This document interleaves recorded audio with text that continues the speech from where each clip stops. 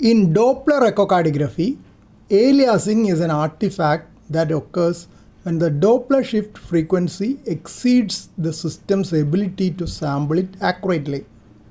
The threshold at which this signal distortion begins is known as the Nyquist limit.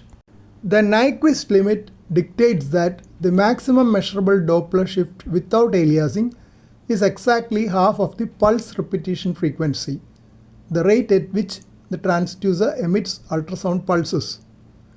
Nyquist limit is equal to PRF by 2.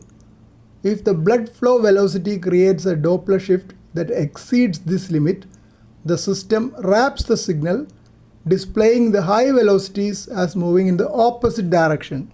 Spectral, that is pulsed wave aliasing. In pulsed wave Doppler, aliasing appears as the peak of the waveform being cut off at the top of the spectral display and wrapping around to appear at the bottom, mimicking flow in the opposite direction.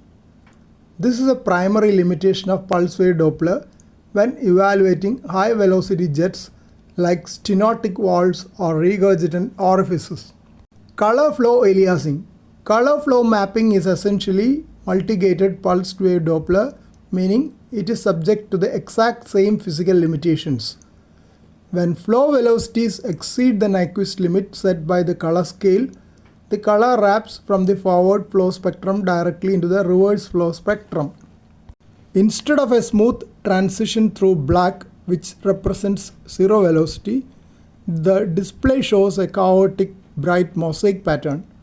You will see the highest velocity forward flow, example bright yellow orange, immediately adjacent to the highest velocity reverse flow, example bright cyan or blue.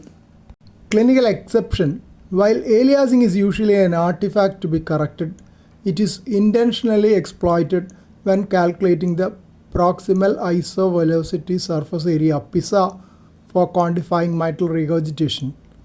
By intentionally lowering the Nyquist limit, shifting the color baseline, you create a distinct aliasing boundary that corresponds to a known specific velocity. Strategies to eliminate unwanted aliasing. When evaluating high velocities where aliasing is hindering your measurement, you can manipulate several parameters on the machine to resolve it. Increase the PRF scale. Increasing the velocity scale directly increases the PRF, which raises the Nyquist limit.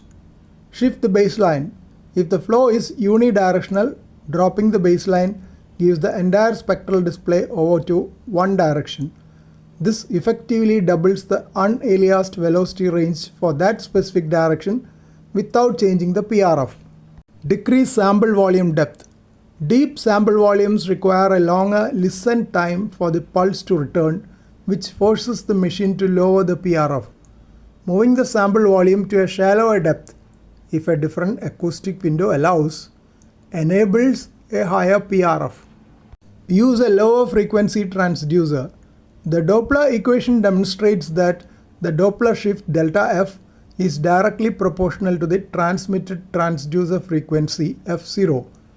Delta F is equal to F0 V cos theta whole divided by C. Lowering the frequency decreases the Doppler shift for any given velocity V, helping to keep it under Nyquist limit. Switch to continuous wave Doppler.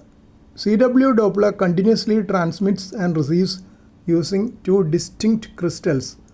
Because it does not pulse, it does not have a PRF or a Nyquist limit. It can measure theoretically infinite velocities without aliasing, though it sacrifices range resolution, depth specificity.